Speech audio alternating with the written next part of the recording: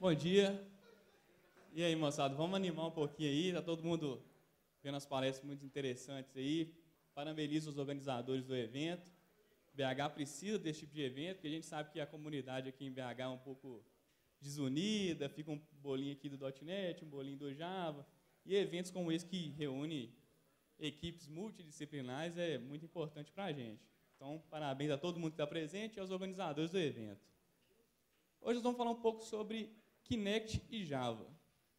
Eu peço que ninguém me mande uma pedra aqui, porque eu não estou usando Kinect com .NET, então é considerado praticamente uma heresia no mundo Microsoft tentar utilizar um dispositivo com esse com Java. Mas vocês vão ver que é possível e é relativamente simples, certo? Então nós vamos dar uma passadinha aqui, falando sobre a história do Kinect, que ele foi, a tecnologia do Kinect foi concebida em 2005. Mas vocês vão perceber que não foi concebida pela Microsoft, a tecnologia em si. E a Microsoft iniciou o projeto Natal no ano de 2009, já utilizando essa tecnologia que vinha desde 2005. O primeiro lançamento conseguia rastrear o esqueleto de 4 usuários e 45 junções. O que eu chamo de junção? São pontos no esqueleto humano. Então, por exemplo, cotovelo, antebraço, mão, cabeça. Então, ele consegue rastrear 48 junções diferentes. E, além disso, há uma taxa de frame de 30 frames por segundo. Inicialmente, ele consumia de 10% a 15% do poder de processamento do Xbox, e isso são informações divulgadas pela Microsoft, e depois eles avisaram que esse consumo de processamento caiu para apenas um dígito, mas não falaram qual dígito, se era 9, se era 2, tudo bem. Não, vamos. Em 2010, eles alteraram o nome de Projeto Natal para o nome oficial do dispositivo, que foi o Kinect. E o evento, como a Microsoft gosta muito desses grandes lançamentos, eu fui Microsoft Student Marketer por um ano, tive contato com esse tipo de evento, e todo lançamento da Microsoft conta com um grande evento de lançamento, sempre. Então, o do Kinect foi uma apresentação que continha uma performance do Cirque du Soleil, então é uma coisa muito bem elaborada. E o nome Kinect vem da junção de Kinect, de cinético, de movimento, e conexão, que é justamente conectar o movimento da pessoa ao dispositivo sem a necessidade de controles. Em novembro de 2010, foi lançado o Kinect para venda. E em 2011 veio o primeiro SDK. Por quê? O pessoal aí deve gostar de assistir Mundo Canibal igual eu. Então o pessoal começou a lançar a versão bagunça do drive do Kinect. Então a pessoa comprava o videogame, vinha o Kinect, e aí começou a desenvolver uns drive bagunça. A Microsoft falou assim, não, o pessoal está fazendo drive bagunça, eu vou fazer o SDK oficial. Então eles construíram um SDK oficial que possibilitava plugar o Kinect do videogame, exatamente o do videogame, direto no PC e conseguir começar a fazer algumas brincadeiras, algumas aplicações interessantes de realidade aumentada. Em outubro de 2011 veio justamente esse SDK para o Windows, porque em junho de 2011 o SDK que eles lançaram foi para programação em XNA, jogar direto dentro a aplicação que foi feita dentro do console Xbox, uma aplicação customizada. Em fevereiro de 2012 saiu o Kinect para uso comercial, porque a Microsoft viu, né? Estou lançando um driver aqui, pode conectar no PC e tudo, vamos vender isso aqui, porque isso aqui pode ter futuro. E segundo a própria Microsoft, isso é um dado do ano passado, mais de 300 companhias estariam criando aplicações Kinect. 300 companhias que provavelmente adquiriram o driver comercial. Eu acredito que esse número é muito maior, considerando a versão oficial e a versão bagunça. Um dos primeiros casos de explosão de vendas foi o jogo Star Wars, que foi o jogo justamente de lançamento do Kinect com o Xbox. E isso até foi até uma coincidência com o nosso keynote que falou sobre justamente a criação do Star Wars. Vou passar rapidinho aqui o vídeo que eles fizeram sobre o lançamento.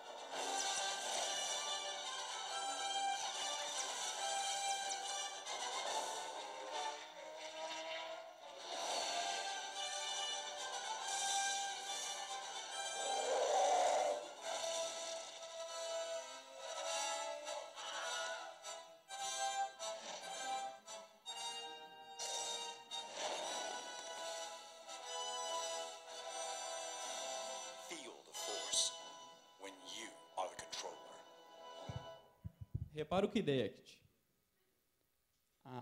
O formato dele inicial era branco, seguindo o arcade branco, que era aquele Xbox Nova. Tá vendo? Ele é um pouco, só a coloração que mudou, justamente para parecer com o primeiro Kinect, que era o branco. Foram gastos 500 milhões de dólares em propaganda, como eu ressaltei anteriormente. A Microsoft, sempre quando ela vai lançar algum tipo de produto, ela investe pesado nesse tipo de lançamento. E aí tivemos o boom, e eles começaram também a fazer as propagandas do SDK comercial para aplicações comerciais em geral. Al principio creamos un sensor que convertía la voz y el movimiento en magia. Xbox, play. Pensamos, esto puede ser divertido. Y lo era. Pero algo increíble está sucediendo. El mundo comienza a imaginar posibilidades que ni se nos habían ocurrido. Cosas inesperadas. Cosas sorprendentes.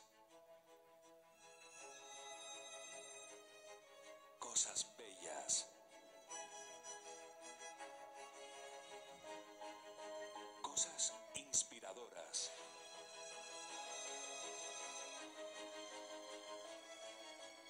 Y aunque todo el mundo nos pregunta qué es lo próximo que haremos con Kinect, solo podemos responderles con la misma pregunta.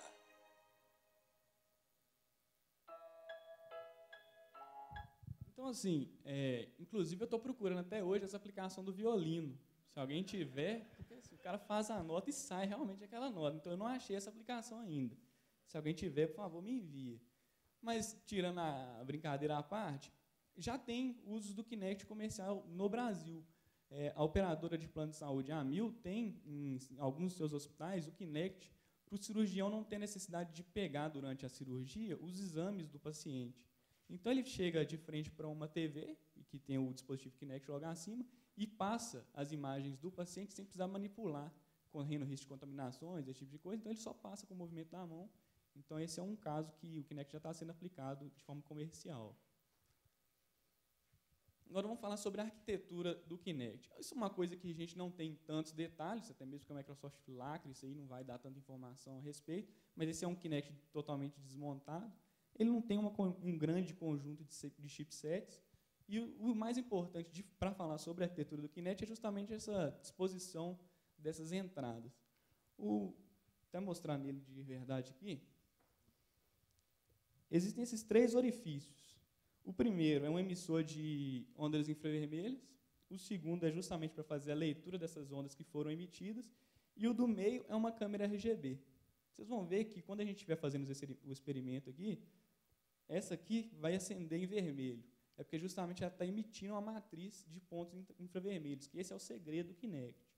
O que ele faz? Ele pega um ambiente, dispara uma matriz de feixes infravermelhos, então ele consegue mapear a profundidade pela intensidade desse feixe infravermelho. Então ele tem uma câmera infravermelha e um emissor de feixes. Então, por favor, se alguém tiver com controle remoto de televisão, não mira no Kinect na hora que eu tiver, não, porque provavelmente vai dar alguma interferência. Então, ele vai fazer uma matriz de feixes vermelhos, vai calcular essa profundidade para poder ter noção de profundidade apenas com uma câmera. Porque você consegue construir um ambiente 3D se você tiver mais de uma câmera posicionado geograficamente distante.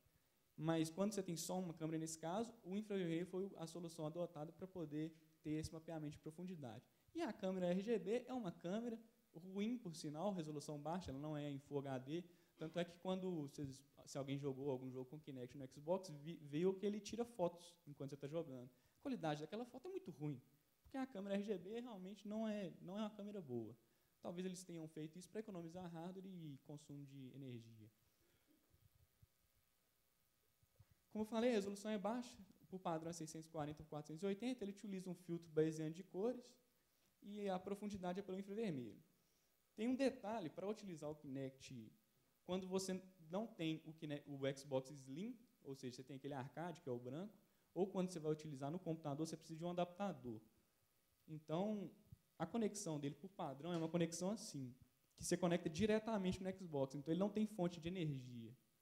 E aí eles mandam uma fonte de energia, que é essa que está plugada aqui, que vem o conector padrão e um conector USB, para fazer essa conversão.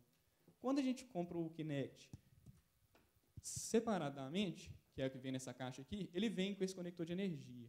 Se você compra o Xbox que vem com o Kinect dentro da caixa, aquele pacote fechado, ele não vem com esse conector de energia, mas você consegue comprar isso no mercado. Então, o dispositivo consegue pegar um áudio, é que eu esqueci de falar. Você tem 3 microfones, são 2 aqui e um aqui nessa outra ponta. Por que 3 microfones? Porque ele faz a captação de áudio de forma espacial. Então, ele sabe que quem está falando está de um lado ou de outro dispositivo e ele te dá uma angulação em graus da posição da pessoa que está falando. Então, ele tem essa possibilidade de captar áudio com noção de profundidade, o vídeo RGB, o áudio com noção de espaço geográfico, o vídeo RGB e imagem com profundidade. Aí começa o lado negro da força. Porque quando você está trabalhando em .NET, você baixa o SDK, instala, Next, Finish, abriu o Visual Studio, adicionou dependência do Kinect, está rodando. Só que em Java, todo mundo sabe que quando vai criar um projeto, vou criar um projeto web lá, aí vem JSF, JB, não sei o quê, JPA, Hibernate, vai, aquele tanto de biblioteca. Não poderia ser diferente no Kinect. Né?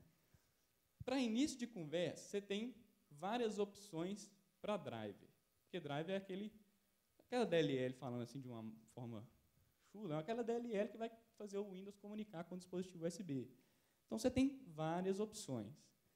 Eu fui instalar uma opção uma vez, que é o libfreekinect, que, para vocês terem uma ideia, eu fui usar no Windows. Falei, não vou usar no Windows para não criar tanto, mas funciona no Linux. Para vocês terem uma ideia, eu tive que baixar o CMake, baixar o Minguin, baixar essa galera toda aí, compilar a DLL, mudando as flags do CMake. Então, eu gastei assim, uns 4 dias para pôr essa brincadeira para funcionar. Mas nem tudo está perdido. Quem que criou o Kinect, que eu falei, em 2005, foi essa empresa israelense, PrimeSense. E ela vende um dispositivo que parece um pouquinho com o Kinect, é só semelhante, lembra? E eles têm o driver. E o driver deles funciona no Kinect. Aí vem aquela coisa, né? Será que foi proposital? Será? O driver dessa moçada, Next, Finish, instala e funciona. E então, resolve muito esse pedaço. Mas aí a gente fica preso a uma outra empresa, que, apesar de estar presa a essa empresa, o código do drive é tudo open source, você pode consultar, alterar, recompilar e fazer o que você quiser. Como eu disse, foi ela que criou essa tecnologia 3D, a Microsoft comprou essa tecnologia 3D da câmera de profundidade, que modela os objetos. Então, a Microsoft comprou essa tecnologia em 2005 e usou no Kinect. Só que, falei do drive, eu não quero só ver a imagem na câmera e não quero ver só a imagem de profundidade. Eu quero fazer um aplicativo de realidade aumentada, eu quero ter uma interação com o usuário. Aí eu tenho que adicionar alguns frameworks. O primeiro deles, o OpenEye. O OpenEye é para controlar justamente a interação entre o driver, a DLL, que está lá no SO, e a aplicação que eu estou desenvolvendo. Então, vocês vão ver nos exemplos que eu vou mostrar aqui, que eu vou importar uma biblioteca da OpenEye, que é quem faz essa comunicação Kinect Java. Os hardwares para esse tipo de aplicação, só uma terminologia da área, que é dispositivo de interação natural, Natural Interaction, que é o NI do final da sigla. O Sensor Kinect é o driver, que eu já citei.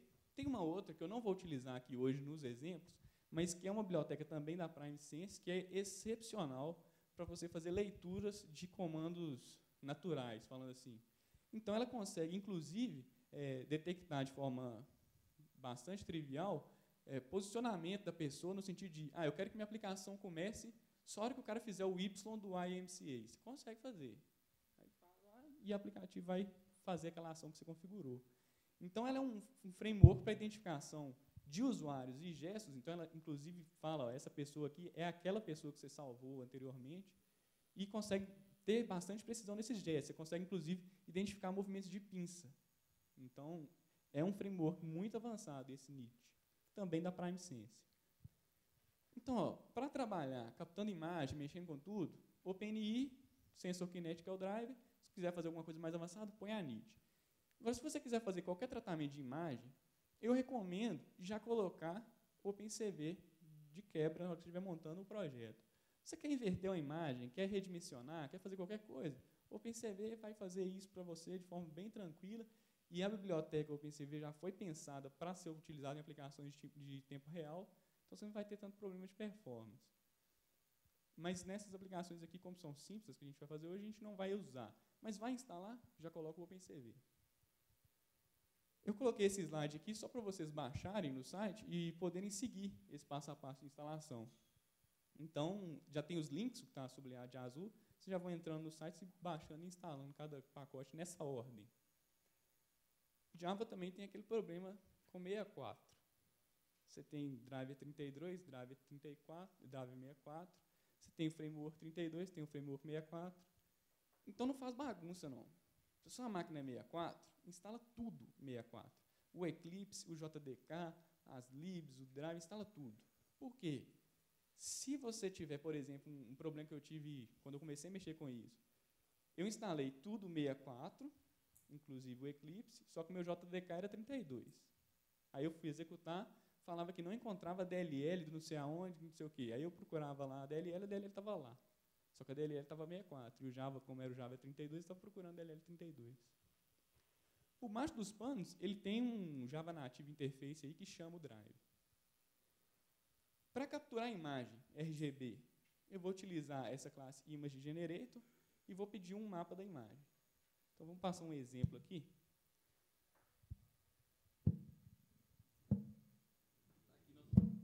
Está aqui nosso famoso Eclipse. Esses projetos eu vou subir todos no site, lá para vocês poderem rodar. Pedir perdão aqui, gente. Não vamos tentar analisar padrões de projeto aqui, não, que isso aqui eu tentei criar um projeto menor possível, só para vocês verem a coisa funcionando de forma sequencial. Então, eu criei uma classe que chama main sem pacote. Uma passadinha rápida aqui, eu defino o tamanho da imagem, largura e altura, pego lá a classe que recupera as imagens do sensor, que é esse ImageGenerator. Aqui tem uma parte chata, que eu acho que podia ter sido abstraída no framework, que eu tenho que pegar os pixels e converter ele de byte para inteiros, some mais para baixo. Então tá aqui, eu inicializo um contexto, todas essas bibliotecas, todas essas chamadas aqui estão lá no OpenNI. Então eu inicializo o contexto, inicializo a câmera, inicializo o vetor que vai armazenar meus pixels, e tem esse map output mode aqui, que justamente fala quais as configurações da imagem que eu quero receber. 640, 480 que eu pus aqui, a 30 frames por segundo. Depois eu vou só seto lá que o meu camarada que vai receber as imagens do Kinect vai sofrer essas configurações. E dou um start. Quando eu dou esse start, o dispositivo liga e começa a fazer as ações que eu configurei. Eu coloquei isso aqui numa thread, porque eu estou usando nosso famoso Java Swing, então para não travar a tela, não ficar sem ação, coloquei ele numa thread. Eu dou esse wait na thread justamente para esperar o dispositivo capturar tudo que é necessário. Então, esse context wait for all update. Então, depois que ele tiver captado a imagem de profundidade, imagem de cor, tudo, ele vai mandar o frame, só que eu vou esperar para não pegar nenhum lixo, nada que ainda está incompleto. Aqui que vem a parte chata. Eu pego um byte buffer, que é um buffer de bytes, tradução tosca, e vou converter ele para inteiros. Eu não vou nem entrar nesse método. Por quê? Ele manda cada componente da cor RGB como um byte. Aí é aquela velha história de criar um int, deslocar os bytes para compor um inteiro com os 3 bytes. Não vou entrar nesse método, não vai agregar nada. Eu expliquei, mas olha o método. Fica deslocando byte aqui embaixo na mão, aqui, ó. Que coisa de Java mesmo. Não, coisa de Java, coisa de C++. E aí, na última linha aqui da minha thread, eu só dou um camera image.setRGB. Que aí eu estou setando aquele buffer de image que eu criei lá em cima, estou setando os bytes que vieram do sensor naquela imagem. E por último, um método importante aqui é o paint component, de todo mundo que já mexeu com swing e está cansado de ver esse método, que é o método que vai escrever esse panel aqui lá no JFrame. O que ele vai pegar? Vai pegar o graphics lá e dar um draw image. Só vai escrever. Conectar aqui. Esse tipo de coisa nunca funciona direito na primeira vez. Esperar um pouquinho, porque o Windows dá aquele. Estou reconhecendo o drive aqui. Vocês vão ver, o Suíça está por aí? Roubar uma palavra dele aí. Vocês vão ver que esse negocinho aqui é foda, como diz o Suíça. Porque ele reconhece as coisas com uma precisão muito boa. Fui fazer uma aplicação desse tipo uma vez, utilizando só o OpenCV. Foi sofrível, muito sofrível.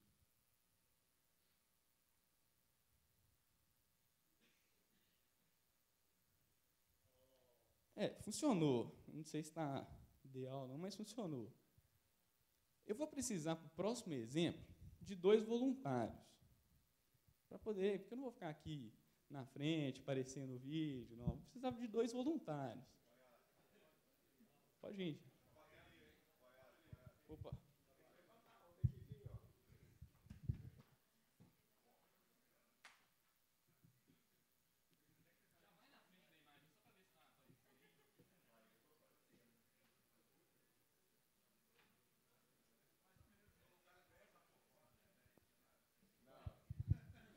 Então aqui, só estou fazendo a captura da imagem RGB, simples, tosca. Como é que eu dou de tempo aí, gente? Beleza. Então vamos aqui continuar. Esperem só um minuto, tá, gente? Vou pegar uma outra aplicação aqui, parei essa, que é essa câmera de profundidade. Para isso eu vou mostrar um slide, para vocês entenderem o que esse câmera de profundidade faz na verdade.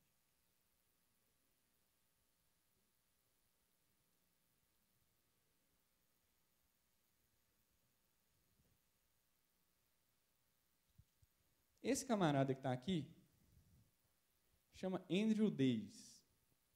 Ele fez um livro, que vocês vão ver que está lá no último slide como referência, que é só como fazer esses exemplos que eu estou fazendo aqui com o Kinect. Esse cara também é foda, muito foda, porque o cara programa muito. A única nuance que vocês vão notar no código dele quando vocês forem ler o livro é que vocês vão ver nitidamente que esse cara veio do C, do C++, alguma coisa assim. Porque ele programa em Java bem procedural mesmo. Você vê até o jeito que o cara põe comentário no método, não tem nada de Java Code Convention, não tem nada, mas o que o cara faz funciona de verdade e ele dá toda uma base teórica. Então aqui, a primeira imagem lá em cima é a imagem RGB normal. A segunda da direita é a imagem de profundidade. Essa imagem de profundidade, qual heurística que ela usa?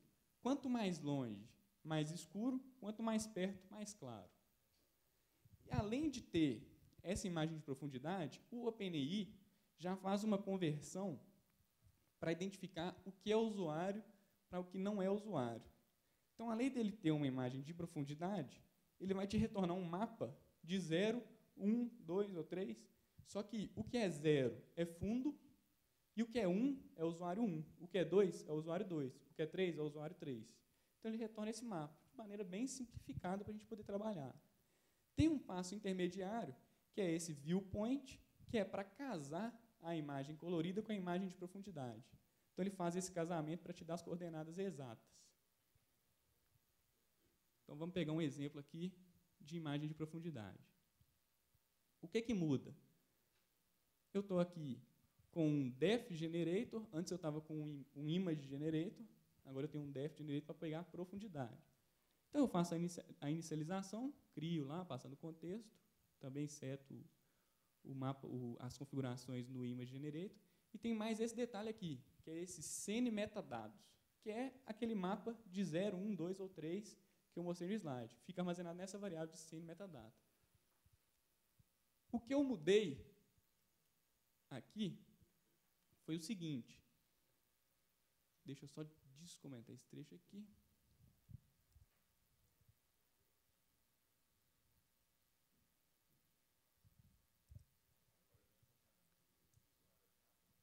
O que eu mudei aqui é o seguinte. Quando eu estou construindo o meu array de inteiros, que tem os pixels da imagem, eu vim aqui e verifiquei se o usuário, o user ID lá, é diferente de 0. Se ele for diferente de 0, quer dizer que aquele é um usuário, não é fundo. E aí eu vou colorir aquele pixel seguindo aquele vetor de cores. Então, vai ser uma das 3 cores que eu pus no vetor. Eu acho que eu tenho aqui... Fui bem criativo. Red, green, blue. Então, vamos executar esse exemplo aqui. Se tudo der certo, eu der muita sorte aqui, vocês vão ficar cada um colorido de uma cor. Ele demora um pouquinho para até identificar os esqueletos.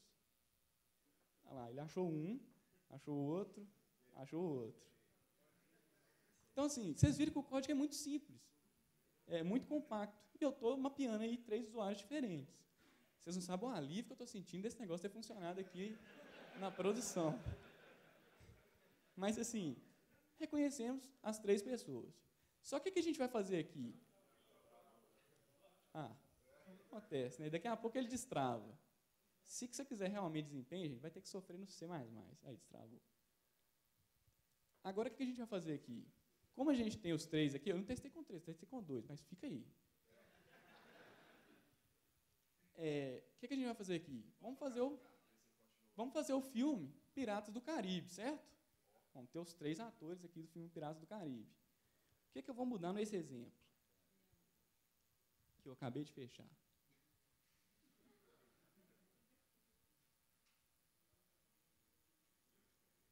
Aqui, ó, se vocês observarem no início, eu carreguei uma outra imagem, que é o fundo, que vai ser o fundo do nosso filme Piratas do Caribe.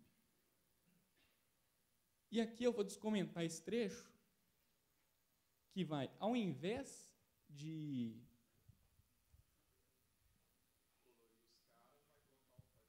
Exatamente, vai colocar o que não for gente, o que não for um usuário, ele vai colocar a imagem de fundo. Vou comentar esse aqui que está colocando as cores.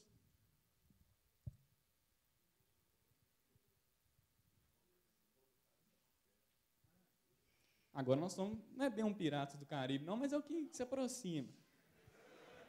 Aí, ó, ele está começando a identificar o pessoal. Aqui está dando um certo problema, porque não está pegando o pé deles ali. Se vocês puderem subir aqui, vamos ver se rearranja isso aqui.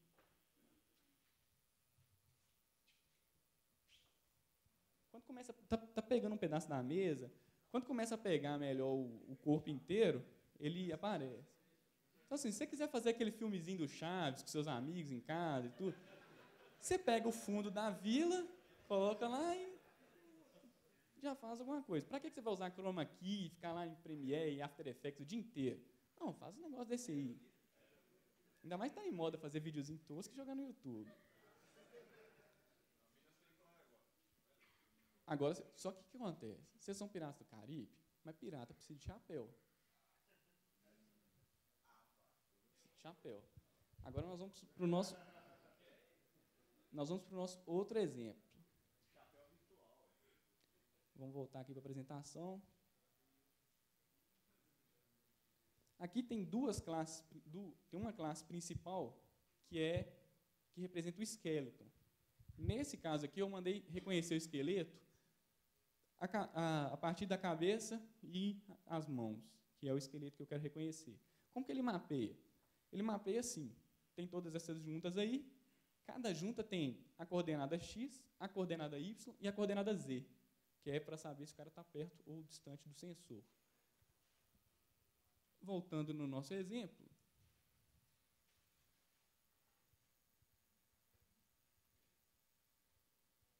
eu criei um novo gerador aqui, que é o def, que é o user generator, para gerar esse esqueleto dos usuários.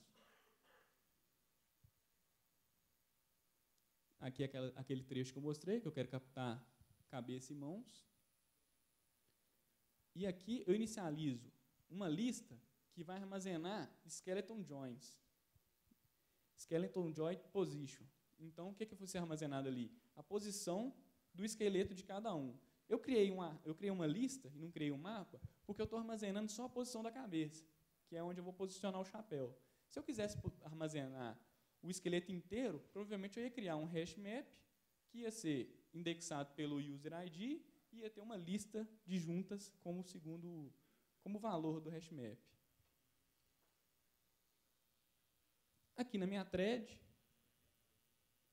eu estou colocando aquele mesmo código para adicionar o fundo, que aí vocês vão estar no fundo, e com chapéu. E aqui vem a parte que eu pego. usergen.getUser, eu quero os usuários que estão sendo captados naquele instante. Vejo se o dispositivo ainda está calibrando o esqueleto, se ele ainda está fazendo os devidos ajustes, e vejo se está sendo rastreado aquele esqueleto. Se não estiver sendo rastreado, eu dou aqui um ScaleCap Start Track, para iniciar o rastreamento daquele usuário. Se ele está sendo rastreado, eu pego a junta, que é esse position aqui, a junta a posição daquela junta. Qual junta que eu quero? Cabeça. Existem várias opções aqui. Então, você escolhe qual que é aquela junta que você quer fazer o mapeamento. Pego a posição e jogo para a lista. Lá no meu desenhar, eu pego todas as cabeças que eu rastreei, vejo se eu tenho confiança naquela posição. Aqui eu coloquei maior que 0 para tentar captar o mais rápido possível. Mas o Kinect me retorna um valor indicando o quão confiante, olha você ver como é que ele é esperto, o quão confiante ele tem naquela detecção. Ele não é um cara que te dá certeza, não. Ele deixa certeza na sua mão. Eu coloquei maior que 0. Se tiver maior que 0, eu vou desenhar o chapéu na posição getX, menos a largura do chapéu, para poder ficar centralizado, e posição getY.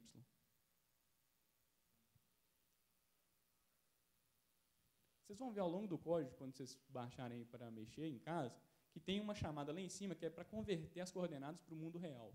Porque se você não chamar essa conversão, ele vai armazenar o x e y entre 1000 e 0 e de 0 a menos 1000. Ele te dá esse... que aí você não precisa trabalhar às vezes você está querendo trabalhar com uma resolução pequena no Kinect, mas quer jogar aquilo para alta resolução, então você não vai trabalhar com valor real. Você chamando essa conversão valor real, ele vai pegar essa coordenada e converter exatamente para a resolução da imagem. Então é preciso fazer essa chamada para você poder posicionar o chapéu na posição certa. Vamos ver se para 3 pessoas vai funcionar, né? Aí, deixa ficou 1, agora ele está... Aí, já achou. Está faltando o terceiro ali.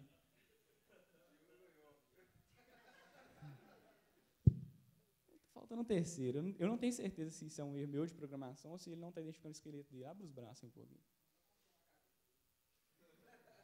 Pode ser, que ele não está confiando. Travou. Mas então, gente, esses 3 exemplos, expliquei de forma bem rápida, para vocês terem uma noção de como fazer um programa de realidade aumentada. Eu vi alguns exemplos na internet que dá para você fazer o seguinte. Você coloca o NIT, e no livro do Andrew Davis, que eu coloquei como referência, tem como é que você faz o reconhecimento de gestos.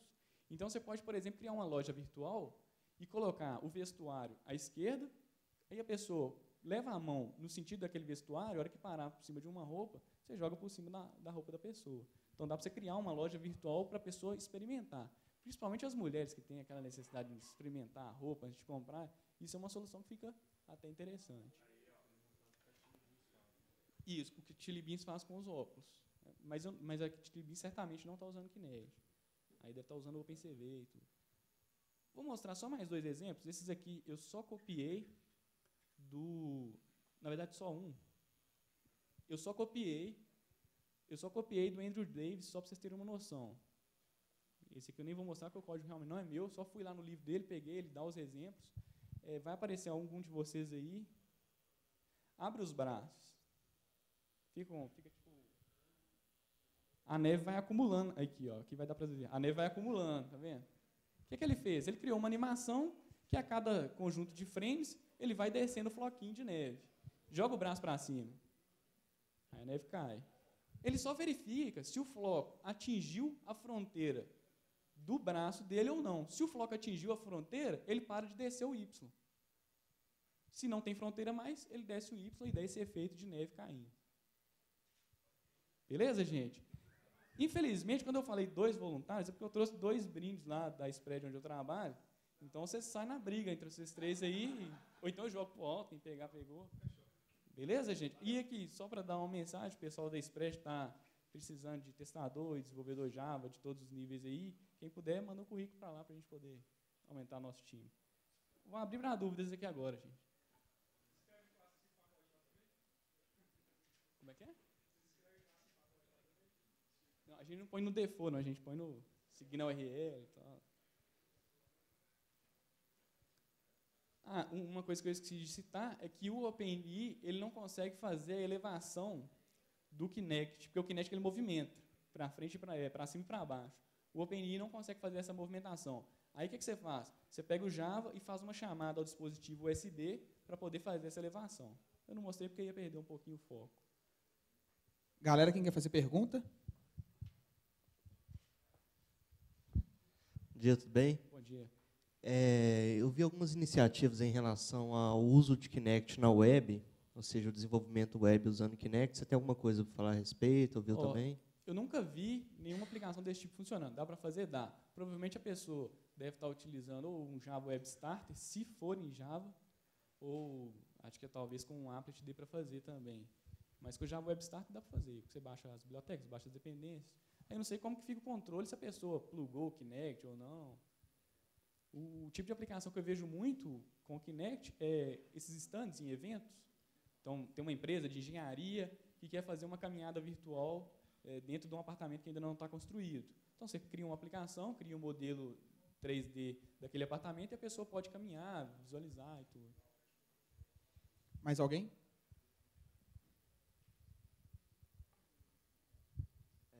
Existe uma Lean startup chamada Leapmotion, que promete precisão milimétrica, assim, de juntas, dedos e tal. Você sabe alguma coisa a respeito? Essa eu nunca cheguei a ver, não. Realmente, a que eu tive maior facilidade de instalação, configuração, foi essa da PrimeSense, que foi a criadora do dispositivo 3D. Mas, assim, se você der uma pesquisa na internet, você vai achar mais de 10 soluções usando Kinect. Ela promete precisão milimétrica de dedo. Usando o próprio Kinect ou usando outro dispositivo? Não, usando um dispositivo que... não, eu vi em cima de uma TV, uma demonstração deles em cima de uma TV, da pessoa falando que o dispositivo é bem mais barato. Isso. Eu vi, mas não cheguei a utilizar, não. Realmente o hardware que eu tinha para testar era só esse.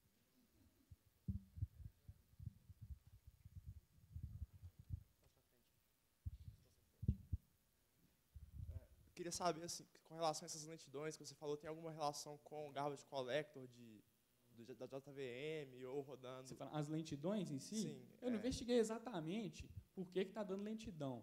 Provavelmente são essas iterações que eu estou fazendo, coletando bytes de um lado para o outro, ou algum travamento no drive para poder reconhecer o esqueleto. Não acredito que esteja relacionado à lista em memória do Java, não. Mas, tá. E essas soluções comerciais que você falou que estão sendo desenvolvidas, elas só fazem C. São linguagens que C++. controle de memória manual, né? Sim. Aí o que acontece? Eu uso muito o Java, porque é bem mais simples para poder fazer os protótipos. Aí quando eu vou fazer alguma coisa de produção, eu caio para C. Entendi. Mas, assim, por exemplo, já que é uma coisa da Microsoft, espera-se que a .NET VM lá tenha um suporte melhor. Aí, no site que eu coloquei, no meu blog, eu tenho uns 5, 6 exemplos em .NET. Em .NET não dá travamento, não. E tem um exemplo que eu fiz lá em .NET, para você passar documento Word com a mão, aí você leva a mão, ele sobe páginas, você abaixa a mão, ele desce páginas, e aí dá uma baixada no exemplo lá que está comentado. Entendi.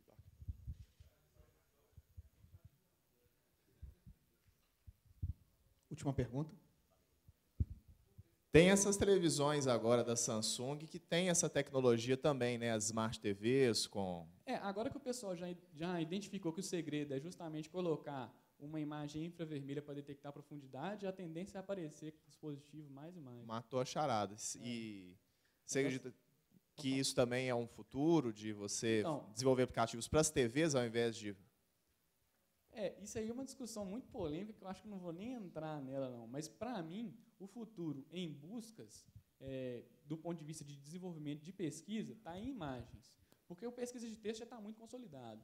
Mas a pesquisa baseada em imagens ainda falta muito evoluir. Porque, por exemplo, imagina, um exemplo viajado, mas imagina que um marciano chegou na Terra e viu um microfone.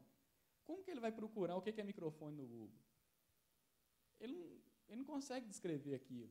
Então, você não vê mecanismo de busca ainda, que você tira uma foto daquilo ali, sobe, e o mecanismo de busca te explica o que é aquilo ali. A busca por imagens do Google, ou ela procura por face, que é isso aí, detecção de face é uma coisa simples de ser feita, ou ela procura por textos ao redor da imagem.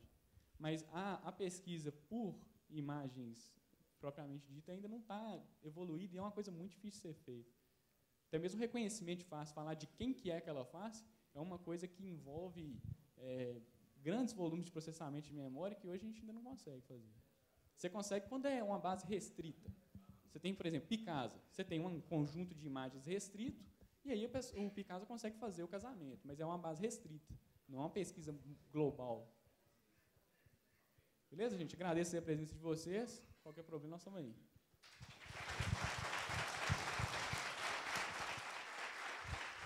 Galera, só não esquece de dar o feedback no final da palestra. Se gostou da palestra, pega o quadradinho verde e coloca na caixa.